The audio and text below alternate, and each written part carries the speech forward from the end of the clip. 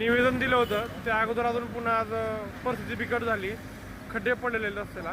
काय सांगाल 7 तारखेला आंदोलन आहे तुमचं? आम्ही या ठिकाणी समस्त धाराशिवकरांच्या वतीनं 30 तारखेला मान्य जिल्हाधिकारी यांना निवेदन दिलं होतं. बार्शीपूर रस्ता जो शहरातून जातो, जो राजमाता जिजाऊ चौक, छत्रपती शिवाजी महाराज चौक ते सांजा, हा रस्ता असताना त्या रस्त्याला अत्यंत खड्डे मोठे पडलेले आहेत.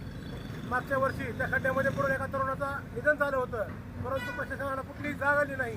परंतु काल परवा दिवशी आम्ही बघितलं, भारतीय जनता पार्टीचे काही पदाधिकारी यांनी नवीन टेक्नॉलॉजी काढली की डांबरीकरणाचा रस्ता असताना त्या ठिकाणी खड्डे पडले होते, त्या ठिकाणी मुरुम टाकला.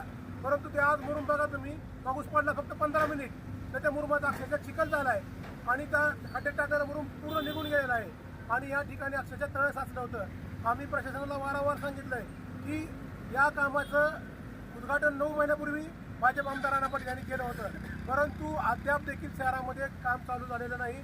आमचं म्हणणं होतं की तात्काळ या शहरामध्ये या ठिकाणी महाविद्यालय, शाळा, हॉस्पिटल आहेत, ट्युशन आहेत, रहिवासी क्षेत्र मोठ्या प्रमाणात आहेत, हजारो नागरिक या ठिकाणी वाहतूक करतात, परंतु त्यांना जीवाची कसरत जीवमुठीत घेऊन त्यांना या ठिकाणी वाहतूक करावी लागते.